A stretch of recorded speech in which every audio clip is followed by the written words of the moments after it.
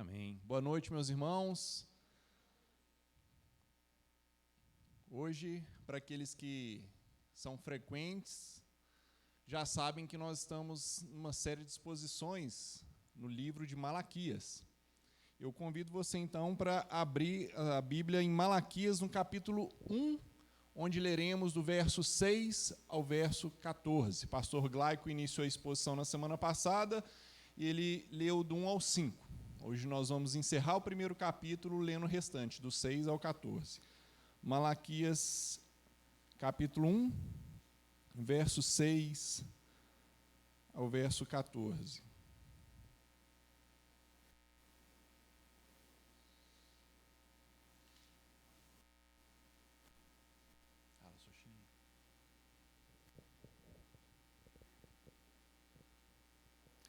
Vamos à leitura. O filho honra seu pai, e o servo o seu senhor. Se eu sou pai, onde está a honra que me é devida? Se eu sou o senhor, onde está o temor que me devem? Pergunta o Senhor dos Exércitos a vocês, sacerdotes. São vocês que desprezam o meu nome. Mas vocês perguntam, de que maneira temos desprezado o teu nome? Trazendo comida impura ao meu altar. E mesmo assim ainda perguntam, de que maneira te desonramos? Ao dizerem que a mesa do Senhor é desprezível. Na hora de trazerem animais cegos para sacrificar, vocês não veem mal algum. Na hora de trazerem animais aleijados e doentes como oferta, também não veem mal algum. Tentem oferecê-los de presente ao governador. Será que ele se agradará de vocês? Será que os atenderá? Pergunta o Senhor dos Exércitos. E agora, sacerdotes, tentem apaziguar Deus para que tenha compaixão de nós. Será que com esse tipo de oferta ele os atenderá? Pergunta o Senhor dos Exércitos.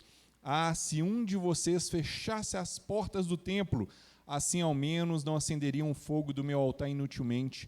Não tenho prazer em vocês, diz o Senhor dos Exércitos, e não aceitarei as suas ofertas. Pois do Oriente ao Ocidente grande é meu nome entre as nações. Em toda parte incenso é queimado e ofertas puras são trazidas ao meu nome, porque grande é o meu nome entre as nações, diz o Senhor dos Exércitos. Mas vocês o profanam ao dizerem que a mesa do Senhor é imunda e que a sua comida é desprezível. E ainda dizem, que canseira, e riem dela com desprezo, diz o Senhor dos Exércitos. Quando vocês trazem animais roubados, aleijados e doentes, e os oferecem em sacrifício, deveria eu aceitá-los de suas mãos? Pergunta o Senhor. Maldito seja o enganador, que, tendo no rebanho um macho sem defeito, promete oferecê-lo e depois sacrifica para mim um animal defeituoso, diz o Senhor dos Exércitos, pois eu sou um grande rei e o meu nome é temido entre as nações. Meus irmãos, vamos orar mais uma vez. Deus, o Senhor é grande, o Senhor é poderoso, o Senhor é bondoso, amoroso, misericordioso, e somente por causa do Senhor, a graça do Senhor que nós estamos aqui, é um privilégio servi-lo. É um privilégio estar aqui para poder escutar da Tua palavra, aprender da Tua palavra, Deus, e que o Espírito Santo do Senhor nos auxilie nesse momento, abrindo o nosso entendimento, tirando o coração insensível e colocando um coração sensível à voz do Senhor, Deus, e que o Espírito Santo também aplique tudo que for dito, para que esse conhecimento ele transforme vidas, transforme destinos e mude todo o percurso, Deus, de nós como cristãos, para que a cada dia pareçamos mais com Cristo e dessa forma glorifiquemos ao Senhor. Em nome de Jesus. Meus irmãos, é uma série de exposições. Malaquias ele vai tratar muito sobre o culto a Deus. Ele vai tratar muito sobre a maneira que nós, como igreja, cultuamos a Deus. E eu quero começar essa exposição fazendo uma pergunta. Por que você vem à igreja? Por que você vem? Por que você veio à igreja? Se algum amigo seu chegasse hoje lá, por que você está indo na igreja? Se um parente seu te perguntasse, por que você vai na igreja todo domingo? Certa vez, um homem, ele fez essa reclamação num post falando sobre a importância de ir para a igreja. Ele chegou e falou, olha, eu não vejo motivo para ir na igreja. Tem mais de 30 anos que eu vou na igreja, já assisti, ouvi mais de 3.000 sermões, mas eu não lembro de nenhum deles. Eu não lembro de nenhum sermão que eu ouvi nesses 30 anos. Ou seja, eu estou perdendo meu tempo na igreja. E os pastores estão perdendo o tempo deles também pregando, porque eu não lembro de nada. E como você responderia isso? E essa reclamação dele foi gerando vários comentários, várias pessoas, vários argumentos, até que um homem argumentou da seguinte maneira: olha, tem 30 anos que eu sou casado. Neste período, certamente eu comi mais de 30 mil refeições que minha esposa preparou para mim. E eu não lembro de todas as refeições que minha esposa preparou nesses 30 anos, mas eu tenho a certeza, naquele momento, a refeição que ela preparou me alimentou e me deu força. Naquele momento, aquela refeição, se não fosse aquela, eu não estaria vivo, eu estaria morto fisicamente. De igual modo, o sermão, mesmo sem lembrar, naquele momento ele me alimentou espiritualmente e me ajudou a trilhar a vida. Irmãos, por que nós viemos na igreja? Nós viemos primeiro para cultuar a Deus e também para sermos alimentados pela exposição da palavra, porque se nós não espiritualmente, morreremos espiritualmente. Já tem um ditado que fala que saco vazio não para em pé. Crente vazio não vai parar em pé também, vai cair toda hora. Crente vazio vai ser levado por todo vento de doutrina. Crente vazio vai desanimar toda hora. Então, por que nós viemos à igreja? Para cultuar a Deus, para aprender mais de Deus. Mas eu cultuo a Deus da maneira que eu quero? Eu posso inventar um jeito de cultuar a Deus? Não. Tem que ser da maneira que Ele quer, correto? E aí nós vimos a importância de estudar o livro de Malaquias, porque ele vai tratar sobre isso. E muitas pessoas, elas acham que o Antigo Testamento tem pouco ou nada para nos ensinar diante de como cultuar a Deus. Mas é um forte engano, porque os profetas, dentre eles Malaquias, toda hora que ia questionar, toda hora que ia advertir o povo, eles usavam como argumento princípios referentes a adorar a Deus que são aplicáveis hoje. Mesmo sendo muitos anos atrás, os argumentos, os princípios, eles são aplicáveis a toda a época da igreja. Dentre esses princípios, Malaquias fala muito sobre qual? Primeiro, a centralidade de Deus no culto. O culto é para Deus, não é para o homem. É um princípio só daquela época? Não. É de hoje, válido demais. Outra coisa que Malaquias fala, as razões corretas porque nós devemos cultuar a Deus. Nós não viemos na igreja para trocar com Deus, para fazer barganha com Deus. Ninguém pode vir na igreja para barganhar com Deus. Deus, olha, eu estou indo na igreja domingo à noite, deixei de ir no carnaval, então o senhor tem que me dar aquele emprego. Não. Nós viemos para adorar a Ele. Outro princípio que nós aprendemos no livro de Malaquias, a necessidade de cultuar a Deus da maneira que Ele quer e não da maneira que eu acho que eu posso cultuá-lo. Malaquias deixa isso de uma forma muito clara. A relação entre o culto e a nossa vida diária. Se a minha vida diária é uma vida superficial espiritualmente, uma vida monótona espiritualmente, meu culto vai ser superficial. Meu culto vai ser cansativo, vai ser enfadonho. Eu não vou querer nem ir na igreja, porque no dia a dia eu já sou dessa forma. Então a relação vida sua no dia a dia com o seu culto público está totalmente interligado. E nós vimos isso em Malaquias. Por isso é um livro tão atual e tão relevante nos nossos dias.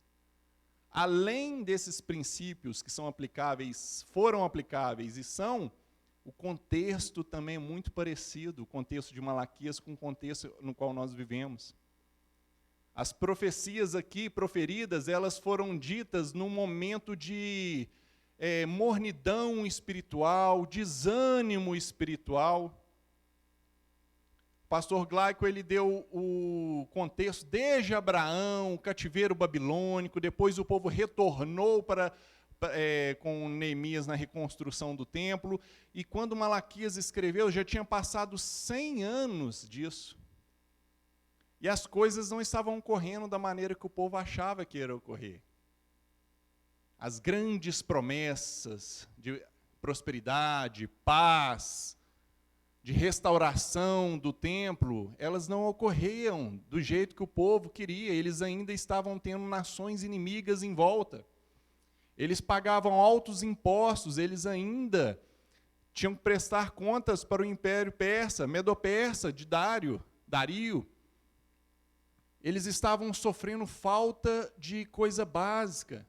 Eles estavam passando por necessidade. O culto, ele ainda era um culto superficial, era um culto cheio de ritualismo, era um culto vazio, como nós vamos ver no decorrer da exposição. E diante disso tudo, o povo estava desanimado.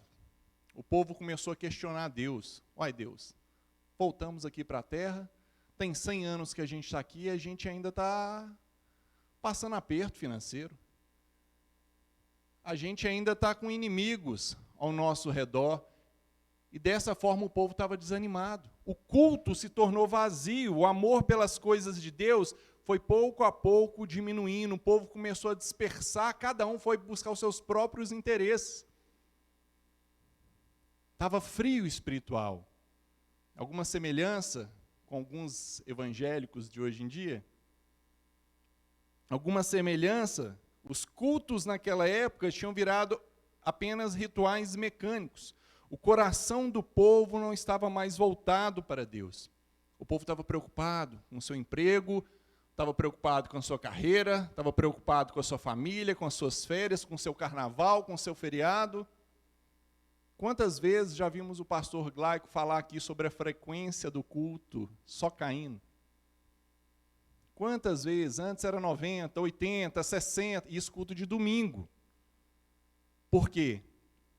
Por causa disso, esfriamento, busca pelos próprios interesses, descaso e desprezo pelo culto público, pelas coisas de Deus, não dar a Deus aquilo que é o principal da minha vida, mas dar para Ele aquilo que sobra, o tempo que me sobra. O mesmo contexto nós passamos aqui, e neste contexto Malaquias ele surge. Esse contexto de esfriamento espiritual, de desânimo. E quem foi Malaquias? Pouco se fala na Bíblia quem foi Malaquias. Alguns acham que ele era um levita por causa da preocupação com as coisas do templo, mas não podemos afirmar isso. Malaquias, o que podemos afirmar é que ele foi o último profeta, o último mensageiro do Antigo Testamento, e ele era uma voz solitária em chamar o povo para o arrependimento. Em puxar a orelha do povo e falar, olha, vocês têm que servir a Deus independente das circunstâncias, independente de fartura ou escassez, vocês têm que cultuar a Deus como Ele quer, não façam dessa forma. Malaquias tem uma peculiaridade nesse livro também, que diferente dos outros livros proféticos, Malaquias aqui nós vemos um diálogo de Deus com o povo. Nos outros livros, nos outros profetas, normalmente aconteceu o quê? Isaías chegava e falava, olha, assim diz o Senhor. Ele proferia a profecia e acabou. O povo obedecia, então aguentava a consequência. Jeremias, Ezequiel, era dessa forma, assim diz o Senhor e acabou. Aqui em Malaquias, Deus ele abre para um diálogo com o povo.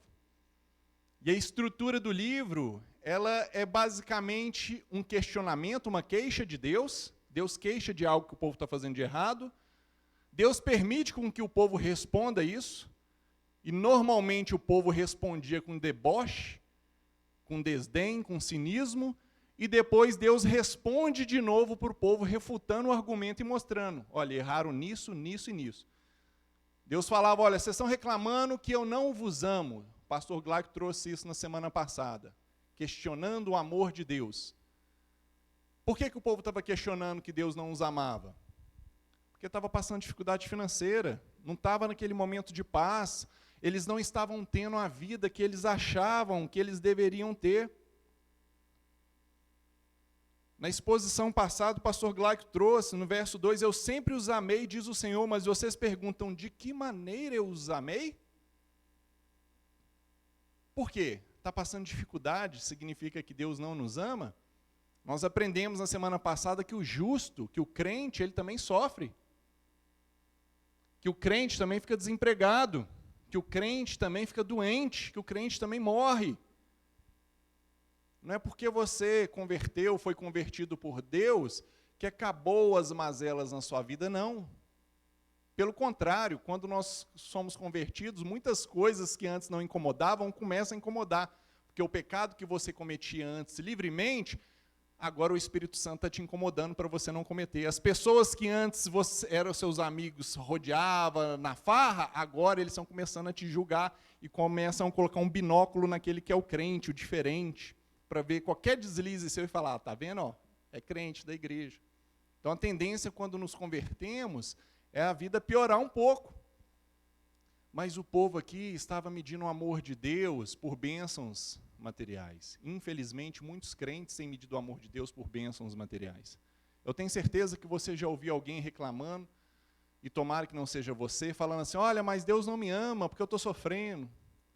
Ah, mas Deus não me ama porque o meu vizinho ele tem um carro importado, eu aqui estou todo dia, sou fiel na igreja e eu estou andando de ônibus. Ah, Deus não me ama, porque eu perdi um ente querido que era crente, e meu vizinho que nem é crente aqui, ele está com a saúde a todo vapor.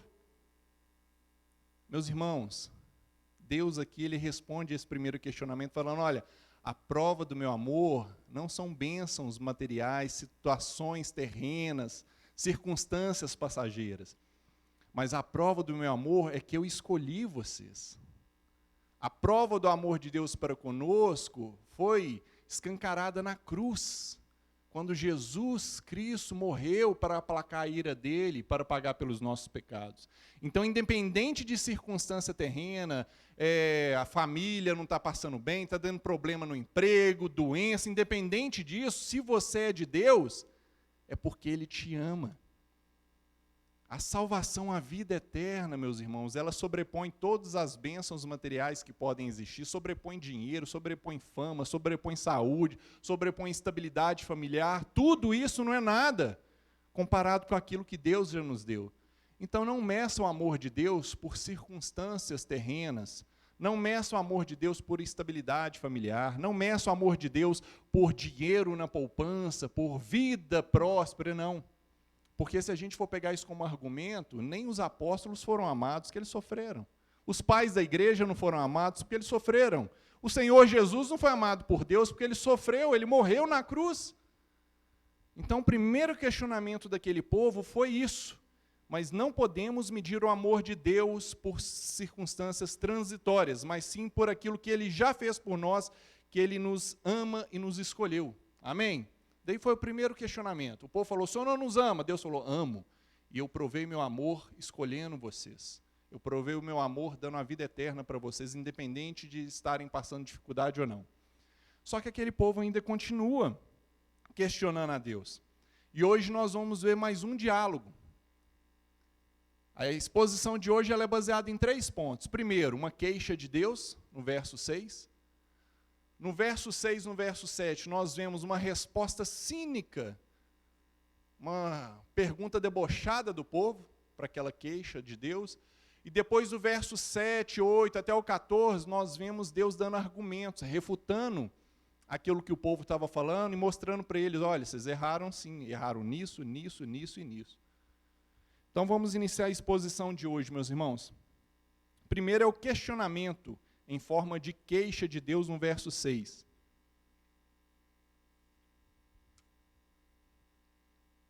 Deus falando através do profeta. O filho honra seu pai, e o servo seu senhor. Se eu sou pai, onde está a honra que me é devida? Se eu sou senhor, onde está o temor que me devem? Pergunta o Senhor dos Exércitos a vocês, sacerdotes. São vocês que desprezam o meu nome. Viram a queixa de Deus? Olha, o filho, ele honra o pai dele. O servo, ele honra e respeita, ele teme o seu senhor. Se eu sou pai e sou senhor, ele pega 2 figuras que, teoricamente, as pessoas têm que respeitar, apesar que nos nossos dias está virado, mas naquela época lá o judeu respeitava muito o pai, e respeitava muito, o israelita respeitava muito o Senhor, e Deus está falando, olha, se o pai e o Senhor são honrados, e se eu sou o pai e Senhor de vocês, cadê a honra que me é devida? Por que que vocês não estão me honrando? Meus irmãos, Deus ele zela muito pelo nome dele. Ele zela pela reputação dele, ele zela pela glória dele. No livro de Malaquias nós vemos no mínimo 6 vezes Deus falando, o meu nome é. No verso 11 nós vemos ele falando, o meu nome é grande. No verso 14 nós vemos ele falando, o meu nome é temível. É temido entre as nações. Deus tem que ser honrado. Ele é todo poderoso, Ele é o Senhor, Ele é criador de todas as coisas, é o Senhor dos exércitos. Mas o povo não estava honrando. O povo não estava honrando a Deus. Fabrício, mas onde que o povo estava desonrando a Deus? A lei de Moisés, a lei que Deus deu para Moisés, era uma lei muito meticulosa, era uma lei muito detalhista. O israelita, na hora de pegar um animal e levar para ser sacrificado, tinha toda a descrição de como deveria ser aquele animal. Tinha que ser um animal perfeito, tinha que ser um animal de determinada idade. O pão da proposição, que era o pão que era colocado em cima da mesa como oferta para honrar a gratidão a Deus, ele tinha a receita toda já dada por Deus.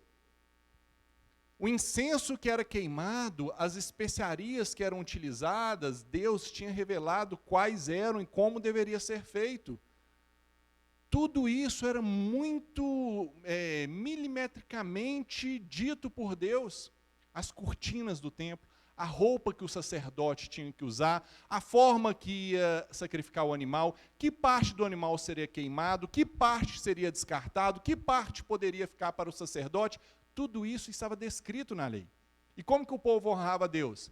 Fazendo conforme Deus ordenou. Só que o que o povo estava fazendo? Tudo avacalhado.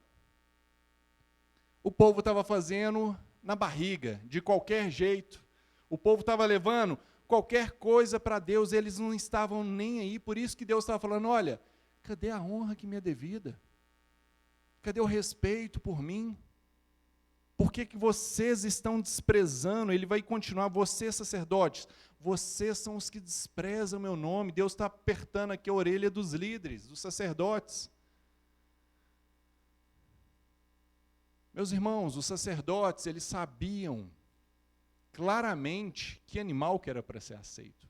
Eles sabiam claramente que disposição que eles deveriam ter ao cultuar a Deus.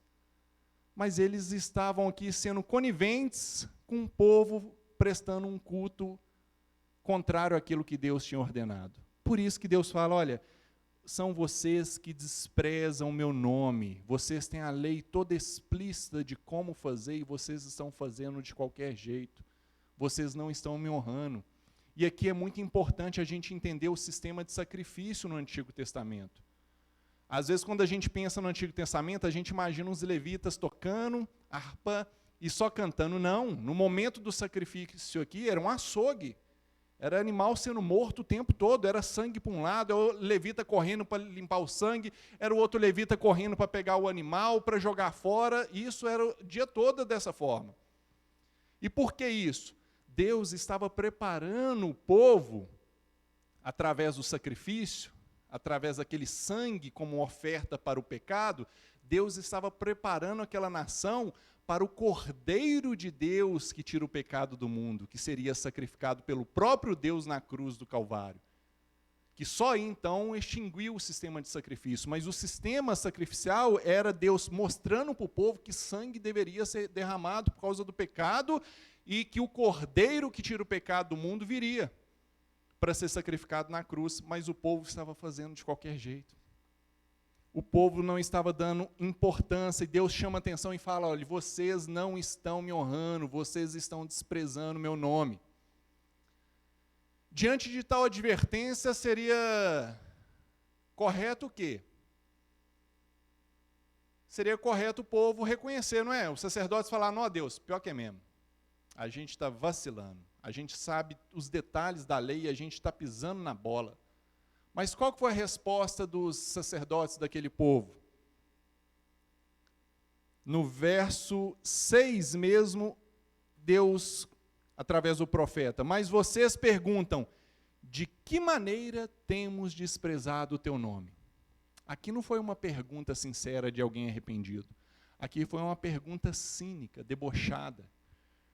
Já viram aquela criança que você pega ela no pulão errando e fala, olha, não pode fazer isso não. Ah, mas eu estou errando o quê? O que eu fiz de errado? Onde que eu errei? Ela sabe que ela está errada. Mas ela responde com deboche. Ah, a vontade do pai, então tá, eu vou te mostrar com a correia. onde que você errou. E não é criança velha, não. Criança de 4 anos já sabe usar deboche e cinismo para responder correção. Experiência própria. E o povo, eles estavam respondendo a Deus dessa forma. Meus irmãos, aqui nós vimos um perigo grande demais, que é a racionalização do pecado. É a pessoa não aceitar a repreensão divina. Isso é perigoso. Tem quantas pessoas que estão cometendo um erro, Deus ele usa alguém para ir lá, para chamar a atenção, para puxar a orelha, e a pessoa, mas o que eu estou fazendo? Por que eu não posso fazer isso? Eu faço o que eu quiser. E Deus sempre chama a atenção. Lembram de Caim? Caim e Abel foram lá, ofertaram a Deus, a oferta de Abel foi aceita, de Caim não. O que Caim fez? Ficou nervoso. Beleza, pode ficar nervoso, é do ser humano ficar nervoso, por que eu não fui e do meu irmão foi? Aí Deus chega para ele e fala, Caim, por que você está nervoso, Caim? O pecado jaz à porta, toma cuidado, você tem que dominá-lo, se você fizer o que é certo, será aceito, mas toma cuidado. Aí Caim, então tá, Deus, obrigado, eu estou arrependido? Não. Abel, vamos no campo? Matou o irmão dele. E depois Deus, quando chama ele ainda responde, não Deus, eu sou tutor do meu irmão? Com deboche ainda. Quantas pessoas Deus está chamando a atenção? Deus está falando, fulano, cuidado com o pecado. O pecado jaz à porta, isso vai destruir a sua vida, isso vai destruir o seu casamento, isso vai destruir o seu ministério, isso vai destruir tudo que você fez até hoje. Toma cuidado, faz o que é certo, e a pessoa está o quê? Já planejando levar o irmão para o campo para matá-lo. Já está planejando um pecado. É um perigo enorme a gente começar a racionalizar o pecado, mas isso não tem nada a ver, Deus aqui mostrou que o povo estava pecando, e eles perguntaram, mas onde nós temos desprezado o nome do Senhor? O que nós temos feito? E nós vimos aqui que nos surpreende também a paciência de Deus. Imagina você chamando a atenção do seu filho, ele está careca de saber que pisou na bola, e ele responde a você cinicamente. Aí eu sei, não, então tá, filho, vem cá, eu vou te mostrar tudo o que você fez. Deus aqui, ele usa de paciência para com aquele povo, e ele usa de paciência para conosco. Só que a paciência de Deus tem limite. Tem muita gente abusando da paciência de Deus. E sempre que a paciência de Deus, ela não encontra arrependimento, o resultado dela é juízo. Deus é paciente. Deus é misericordioso, mas quando a paciência e a misericórdia dele não encontram um coração arrependido, o resultado disso é juízo, a paciência de Deus tem limite, não abuse, eu não sei qual que é a medida dela, mas a gente não pode abusar, tome cuidado com isso, meus irmãos, o povo aqui estava abusando, Deus chama a atenção, eles respondem cinicamente, mas de que maneira nós temos desprezado o seu nome? E Deus, pacientemente, ele responde aqui no verso 7, trazendo comida impura ao meu altar. E mesmo assim perguntam de que maneira te desonramos, ao dizerem que a mesa do Senhor é desprezível. Aqui é especificamente sobre o pão, os pães da proposição. O que era pão da proposição? Era um pão que era feito e oferecido diariamente, deixado na mesa do templo, como uma oferta de gratidão, de honra a Deus. E esse pão, ele tinha receita detalhada que Deus tinha deixado. Vai fazer dessa e dessa forma. E como que o sacerdote estava fazendo? De qualquer jeito. De qualquer jeito. Deus está falando, olha, vocês estão trazendo comida impura no meu altar e ainda estão perguntando. Vocês sabem que vocês estão fazendo errado aqui, vocês ainda estão me perguntando, vocês estão dizendo que a mesa do Senhor é desprezível, é como se o sacerdote estivesse pensando assim, não precisa seguir essa receita desse jeito, está faltando um ingrediente tal, põe um outro, não precisa preocupar com isso não, só faz de qualquer jeito aí, ficou bonitinho, vamos trazer aqui para a mesa do Senhor. Eles estavam prestando um culto da maneira contrária àquela que Deus determinou e deixou muito claro na lei de Moisés. E Deus está falando, olha, vocês estão dizendo que a mesa do Senhor é desprezível. E agora, meus irmãos, o verso 8 em diante, Deus começa a argumentar, e ele mostra argumentos que aquele povo estava desobedecendo. Ele chama a atenção, olha, cadê minha honra? Eu sou Deus. Cadê o meu respeito? Vocês estão me desprezando. Ele queixa. Qual que é a resposta dos sacerdotes? Onde que nós estamos errando? Eles sabiam onde que eles estavam errando, mas eles respondem, onde? E Deus, pacientemente, ele vai argumentar com aquele povo, refutando e mostrando onde que eles estavam errando. E ele começa que agora, no verso 8, primeiro ele vai dizer sobre sacrifício. No verso 8, ele vai dizer, na hora de trazerem animais cegos para sacrificar, vocês não veem mal algum. Na hora de trazer animais aleijados e doentes como oferta, também não vem mal algum. Agora, eu pedi para abrir, o pastor Glaico, Deuteronômio 15, 21, eles estavam trazendo animais cegos, eles estavam trazendo animais aleijados para sacrificar. E como que a lei, já está aberto? Olha como que está escrito na lei. Se o animal tiver defeito, ou for manco, ou cego, ou tiver qualquer outro defeito grave, você não poderá sacrificá-lo ao Senhor, ao seu Deus. Está difícil de entender que não pode animal cego com defeito? É difícil, é subentendido, é algo que tem que estudar muito para entender? Está explícito. E o sacerdote sabia isso de có e salteado. Só que o que estava acontecendo no verso 8? Na hora de trazer animais cegos, vocês não veem mal nenhum nisso. Na hora de trazer animais aleijados e doentes como oferta, também vocês não veem mal nenhum nisso, meus irmãos. Pensem comigo. Você tem lá sua criação de ovelha gorda, ovelhas sadias, ovelhas perfeitas, e você tem que sacrificar a Deus. Aí você olha para aquela ovelha perfeita e fala assim, eu tenho que sacrificar a Deus. Aí você já olha para aquela outra lá que está doente, ou então você olha para aquela outra lá que está coxa, ou então você lembra, nossa, tem uma ovelha que o leão dilacerou ela no campo. Será que tem problema eu sacrificar aquela ovelha? Essa gorda aqui, ela é importante para mim, eu vou sacrificar aquela que está doente, aquela que está cega, ou então aquele bezerro que está cego, que não vai adiantar nem parar a terra mais, será que tem problema? Então ele chegava, pegava aquele bezerro, aquela ovelha com um defeito e levava para o sacerdote. O que era para o sacerdote fazer? Meu filho, não, está explícito na lei que não pode trazer animal assim, ó. Para Deus é o melhor, não vamos aceitar. Mas o que o sacerdote fazia? Ô meu filho, é só isso que você tem? Aí ele falava, a situação está difícil, inflação, governo novo, o bicho está pegando, é isso que eu estou tendo, é o sacerdote. Então pode trazer, é para Deus, né? Ele conhece a intenção do coração, não tem problema não, o importante é a gente fazer, vamos sacrificar mesmo assim. Meus irmãos, tem como Deus aceitar um culto desse? Um culto totalmente contrário, uma prestação de culto. As pessoas estavam entregando os animais cegos, os animais aleijados. E o animal, por que ele deveria ser perfeito?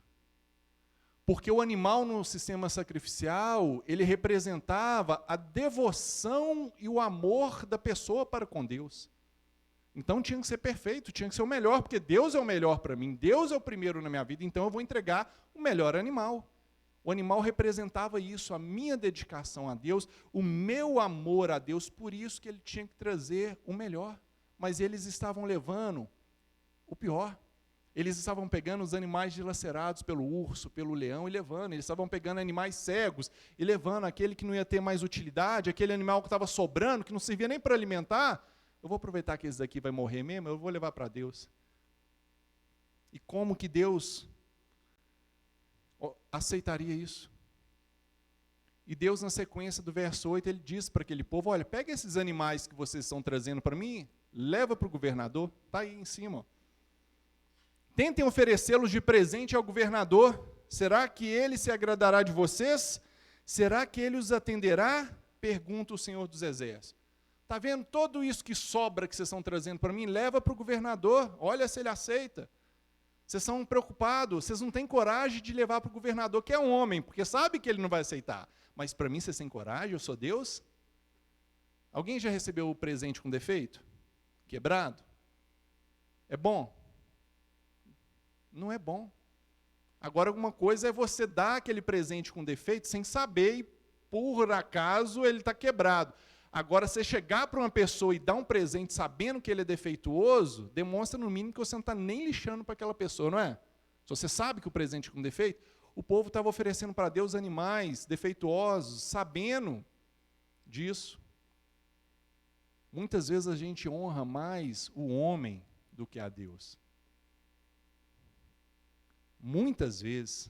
Você vai ter uma reunião com uma pessoa, não, eu tenho que chegar no horário, fulano é importante, não, o cara é presidente, o cara é governador, o cara é o chefe, o cara é o executivo mais importante da empresa, você veste a melhor roupa, você já olha os dentes no espelho, você já planeja o que você vai falar, você já compra uma lembrancinha para dar para a família dele ou para ele.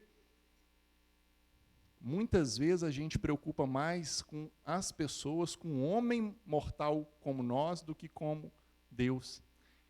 E as pessoas aqui, elas não tinham coragem de levar os animais defeituosos para o governador, mas elas tinham coragem de ofertar aqueles animais para Deus. E Deus está falando, olha, tenta dar para eles, para esse governador, para ver se ele vai aceitar o que vocês estão trazendo para mim.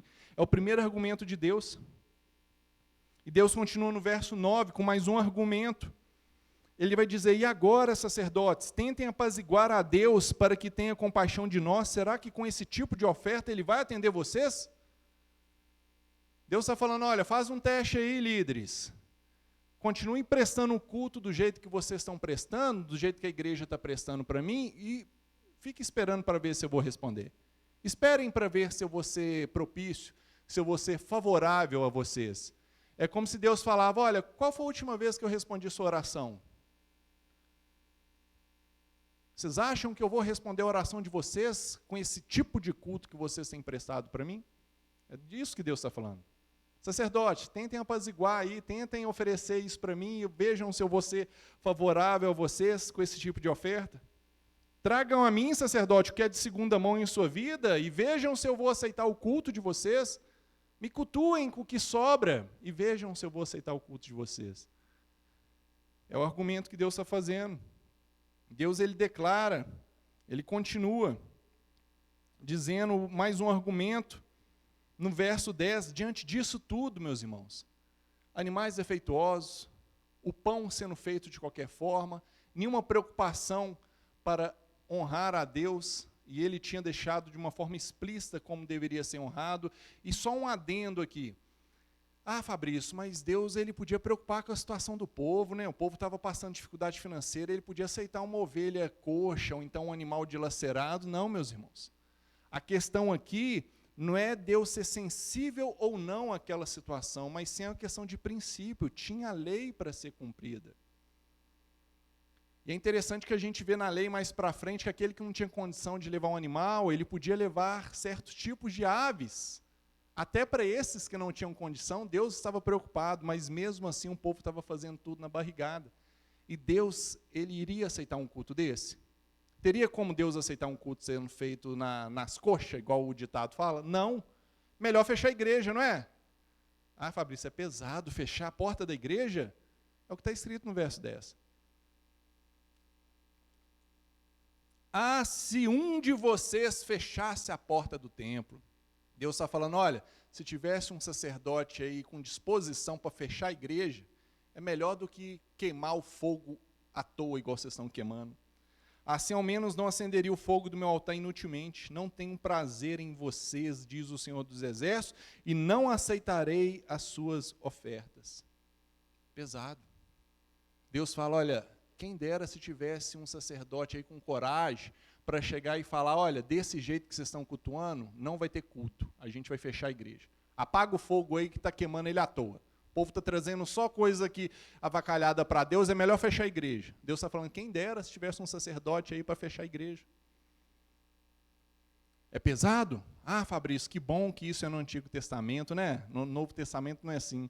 Lembrem de Jesus, em Mateus 5, 23, ele fala, portanto, se você estiver apresentando a sua oferta diante do altar e lembrar que um irmão tem algo contra você, o que é que você fazer? Deixa a oferta. Não termina de entregar, não. Vai lá e conserta com ele para depois você voltar e prestar o culto.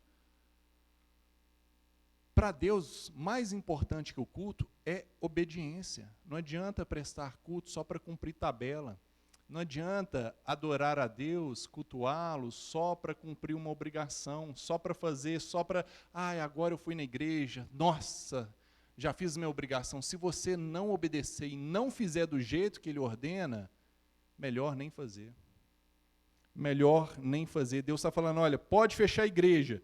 Se não for do jeito que eu quero, vocês estão me adorando em vão. Mais um argumento que Ele usa. É pesado, mas aqui a gente vê o zelo que Deus tem pelo nome dEle. Aqui a gente vê o zelo que Deus tem pela forma de cultuar a Ele.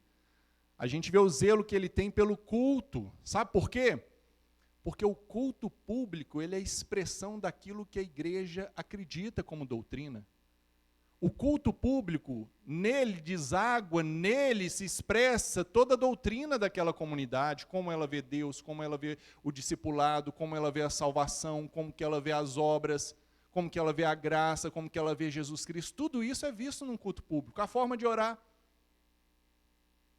as orações são dirigidas, a forma de pregar, os apelos que são feitos, tudo isso descreve aquilo que a igreja acredita. E Deus zela muito por isso, meus irmãos. Por isso que Ele está usando esses argumentos. Ele fala, olha, pode fechar a igreja. E Ele continua no verso 11, dizendo que um dia Deus seria adorado da forma que Ele deve ser adorado. No verso 11, pois do Oriente ao Ocidente, grande é o meu nome entre as nações. Em toda parte, incenso e ofertas puras são trazidas ao meu nome, porque grande é o meu nome entre as nações. Malaquias aqui, ele está falando sobre o futuro. Ele está falando do dia que o Senhor Jesus ele vai retornar e vai ter uma igreja de todos os povos, todas as línguas, todas as nações, todas as raças, tribos, e vão adorar a Deus da maneira correta. Não vai ter mais pecado, não vai ter mais resquício de pecado, vaidade, soberba, vai ser um culto perfeito prestado a Deus. Ele está falando, olha, vocês não estão cultuando da maneira que deve, mas vai chegar o dia que Deus vai ser adorado da maneira que Ele merece. Meus irmãos, mais um verso 12, Deus continua lembrando aqui aquele povo que eles estavam profanando o culto. No verso 12, o Senhor continua lembrando aqueles sacerdotes que eles estavam desprezando o culto. E Ele diz, mas vocês os profanam ao dizerem que a mesa do Senhor é imunda e que sua comida é desprezível. E ainda dizem, que canseira. Às vezes alguém disse isso antes de vir na igreja hoje, né? Que canseira aqui, ó. Que canseira. E riem dela com desprezo. Diz o Senhor dos Exércitos, quando vocês trazem animais roubados, aleijados e doentes, os oferecem em sacrifício, deveria eu aceitá-los da sua mão? Meus irmãos, os sacerdotes estavam cansados do ofício. Que canseira, nossa, prestar culto de novo. Que canseira, nossa, de novo ir para a igreja. E isso não acontecia só naquela época, isso acontece hoje em dia. Muitas pessoas estão desprezando o culto a Deus. Muitas pessoas estão cansadas de cultuar a Deus. E só uma observação, toda hora que a gente cultua a Deus de qualquer jeito, cansa. Cultuar a Deus sem vontade é enfadonho, é canseira, é desanimador você vir para a igreja sem vontade de vir para a igreja. É desanimador você vir para a igreja sem consciência do tão poderoso e maravilhoso que Deus é. Isso cansa mesmo. Quando desprezamos a Deus, tudo no culto cansa, o louvor é cansativo. Quando a gente despreza a Deus, a pregação, nossa, não acaba de jeito nenhum essa pregação, estou doido para ir para casa assistir TV, ver as escolas de samba. Tem gente que cansa, por quê? Porque ela está desprezando a Deus. Tudo que acontece no culto público vai cansar essa pessoa. Ela não está com o coração, fazer a obra de Deus relaxadamente cansa. Servir a Deus relaxadamente cansa sim. E os sacerdotes, eles falam, que canseira. E eles estavam rindo com desprezo. Infelizmente, tem muitas pessoas que estão cansados de adorar a Deus. Infelizmente, muitos pastores estão cansados do ofício. Infelizmente, muitos pastores estão cumprindo as obrigações, mas não têm mais o primeiro amor, igual o pastor Glaico falou hoje. Muitos pastores, muitos líderes estão cumprindo o que precisa fazer, mas só da boca para fora. Mas a gente não engana Deus, Ele sonda corações e Ele diz aqui que não vai aceitar um culto diferente daquilo que Ele ordena. Deus fala que Ele não vai aceitar um culto com sobra. Ele não aceita um culto feito de qualquer maneira. Nós podemos enganar a nós mesmos, ou aos membros, ou aqueles que estão nos vendo, mas a Deus nós não enganamos, meus irmãos. Deus não aceita nada além daquilo que é o melhor para nós.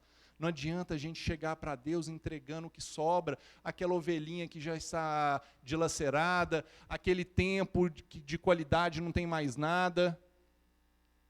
Os nossos talentos, nossos recursos, Deus não aceita nada além do melhor de nós. Como tem sido o nosso culto? Como tem sido o nosso culto a Deus, meus irmãos? Será que nós temos sido enganadores? Fabrício, misericórdia. Vamos ver quem que é o enganador aqui no verso 14. Maldito seja o enganador. Quem que é o enganador? Está no texto. Aquele que tem no rebanho um macho sem defeito, ele promete oferecer e depois ele sacrifica um defeituoso. E ele espera que Deus ainda vai ser favorável a ele. Quem que é enganador? Aquele que tem algo de melhor para oferecer a Deus. Fabrício, eu não tenho animal, você tem seu tempo? Você tem talento? Você tem sua vida? Quem que é o enganador? Aquele que fala, Deus, olha, eu vou oferecer minha vida para o Senhor. Eu vou oferecer o meu talento para o Senhor. Eu vou oferecer o meu tempo para o Senhor. Mas na hora de oferecer, ele oferece o que sobra. E ainda tem um cinismo de esperar que Deus o abençoe. Esse é o enganador. Quem é o enganador, Fabrício? Aquele que fala para Deus, olha Deus, minha vida é tua, minha família é tua, meus recursos são teus, meu talento é teu, e tudo é teu. Ora, canta, mas na hora de oferecer, pega a ovelha defeituosa, pega o animal coxo, pega aquele tempo que sobra. Aqui Deus, toma aqui, ó. Espera ainda que Deus vai abençoar. Esse é o enganador. Meus irmãos, que nós não sejamos esse tipo de pessoa. Que nós não sejamos enganadores, que nós venhamos prestar um culto que agrade a Deus, e o culto que agrada a Deus não é o culto que eu acho que agrada, é o culto que Ele descreve de forma bem clara que Ele quer. Os tempos são outros, nós não oferecemos animais como oferta pelo pecado, mas nós oferecemos a nossa vida, nós oferecemos os nossos talentos, nós oferecemos o nosso tempo, os nossos recursos. E como tem sido? Deus não muda. O mesmo Deus aqui que está falando para Malaquias é o Deus de hoje. Ele aceitava culto feito com as sobras antigamente, animal defeituoso. Ele não aceita hoje nada feito por sobra, nada feito nas coxas. Nada em, Deus, o Senhor conhece meu coração. Não, isso é pior ainda. Toda hora que você fala, Deus conhece meu coração, trema de medo, porque o nosso coração é enganoso, o nosso coração é terrível. Tem gente que fala, Deus conhece meu coração, daí é pior ainda, porque o seu coração com certeza está mais manchado do que aquilo que você está demonstrando publicamente. Meus irmãos, o culto a Deus é a expressão de lealdade e de devoção que nós temos a Ele. O culto a Deus é onde que eu demonstro a minha dedicação a Deus. É onde que eu demonstro quão Deus é importante para mim. Agora, se o meu culto é superficial, se o meu culto é vazio, com certeza a minha semana é superficial, a minha devocional no dia a dia é vazia. É claro. Fabrício, como então fazemos para ter um culto que agrada a Deus? Como fazemos para não fazer igual aí os sacerdotes? O primeiro passo, conscientizar de quem Deus é. A visão que você tem de Deus, ela vai modelar o culto que você presta a Deus. Deus é um gênio da lâmpada, é o meu empregado, que tem que me dar tudo que eu quero, seu culto vai ser desse jeito. Não, Deus ele é poderoso, Deus é tremendo, Deus ele é magnífico, Ele é misericordioso, Ele me amou primeiro, Ele me escolheu. Seu culto vai expressar isso. Vai ter reverência, vai ter gratidão, vai ter temor e tremor. O problema é que para muitas pessoas Deus tem se tornado só um garçom, que ele dá 10% e Deus serve ele do jeito que ele quer. Para muitas pessoas é só um gênio da lâmpada que esfrega e vai lá, cumpre os 3 desejos, guarda debaixo da cama. Para esses, o culto vai expressar isso. Quem Deus é para você, meu irmão? Ele é grande, Ele é o Senhor, Ele é o Criador dos céus e da terra. E essa consciência que vai trazer reverência, temor, santidade, zelo. Segundo passo, é entendermos que existe um princípio de como nós devemos cultuar a Deus. Nós não cultuamos a Deus da maneira que nós achamos que seria melhor. Lembra que eu falei dos sacerdotes cansados do ofício? Ah, que canseira. Muitas das inovações que nós vemos nos cultos hoje, nas igrejas, elas vêm de líderes que são cansados. Nossa, que canseira daquele culto. O que a gente pode fazer para dar uma melhorada nele? Vamos apagar a luz, colocar um jogo, um holofote, vamos pintar tudo, vamos colocar umas imagens aqui, vamos trazer a Arca da Aliança. O povo está precisando da Arca da Aliança. Vocês já viram a igreja trazendo a Arca da Aliança, infelizmente, né? Vamos fazer isso, vamos tocar um chofar. Vamos fazer uma campanha de não sei o quê. Já viram isso? Infelizmente, essas inovações, elas vêm de pessoas que são cansadas do culto como ele deve ser. O culto como Deus quer está na palavra. É um culto onde que ele é o centro. É um culto onde tem louvores com letras cristocêntricas. É um culto onde tem orações de gratidão, orações de contrição, de arrependimento. É um culto onde somente o nome dele é exaltado. Não tem pastor superstar. Não tem foto de pastor, um ministério tal, onde que as pessoas conhecem mais o nome do pastor do que qualquer outra coisa na igreja. Não, meus irmãos. Infelizmente, muitas pessoas têm trazido aquilo que não foi Deus que ordenou no culto. Quando a gente era líder de jovem, a gente passava muito questionamento. Não, Fabrício, tal igreja eles apagam a luz e fica tocando as músicas, worship que fala, aquelas músicas que duram as 15 horas, repetindo a mesma frase, que eu não gosto, fica repetindo a mesma frase, e você quase entra num mantra lá. Aí a gente falava, não, gente, a gente não precisa apagar a luz para vocês terem liberdade de adorar a Deus. A gente não precisa fazer uma vigília e ficar o dia todo só tocando, se vocês, igual tem muitas pessoas, igual a igreja, eu não sei o nome da igreja lá nos Estados Unidos, tem muitos jovens viajando para ir lá. Amém. É um mover de Deus. Mas por que esses jovens não estão buscando um avivamento dentro da igreja deles? Por que tem um tanto de gente que vai lá em outro país, mas quando fala que vai ter um PG, ele não tem coragem de ir? Por que tem um tanto de gente que sai atrás de avivamento, atrás de mover de Deus, mas não tem coragem de ser fiel num culto simples da igreja dele? Meus irmãos, o culto a Deus é um culto simples. O culto a Deus não precisa de invenções. Tudo aquilo que Deus requer de nós já está escrito na Bíblia. E é um legado da Reforma Protestante, que não foi só doutrinariamente, teologicamente que mudou, mas até liturgicamente o culto mudou na Reforma Protestante. Como que era na Igreja Católica Romana da Idade Média? Imagens, o padre de costas em latim, ninguém entendia nada, tinha representações, porque o povo não entendia. Não, a gente tem que fazer representações aqui de partes da Bíblia. Com a Reforma Protestante, continuou tendo isso? Não, não precisa ter isso. Para que culto em latim? Ninguém vai entender nada. Vamos falar na língua do povo. Para que imagens? Não precisa de objeto de fé. A gente tem aqui a palavra de Deus. Então, meus irmãos, o culto público ele é muito importante, porque ele vai expressar naquilo que a gente acredita. A centralidade de Deus. A gente precisa entender que, olha, os louvores, a pregação da palavra, a atitude de reverência, respeito, consagração à nossa vida, nós temos que prestar um culto assim para Deus, um culto em espírito, em verdade, um culto onde que eu tenho todo o meu ser, intelectualmente, espiritualmente, e ele está baseado na verdade, a verdade é a palavra de Deus. Já está descrito. E por último, meus irmãos, pense na sua atitude enquanto cultua a Deus. Pense em sua atitude, que culto você tem oferecido a Deus. É no culto que nós estamos dizendo publicamente: Deus, o Senhor é o primeiro da minha vida. Deus, o Senhor é meu Pai. Deus, eu estou aqui para honrá-lo. Eu estou aqui para respeitá-lo.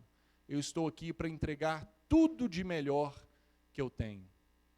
Dessa forma nós vamos ter certeza que estamos cultuando da forma correta, que estaremos fazendo um culto segundo Deus, que é o objetivo dessa exposição. Amém, meus irmãos? Vamos orar? Vamos orar para que nós possamos conscientizar de quem Deus é e que essa consciência ela traga em nosso coração gratidão, reverência, adoração, dedicação e devoção a esse Deus. Fique de pé, vamos ficar de pé e vamos orar.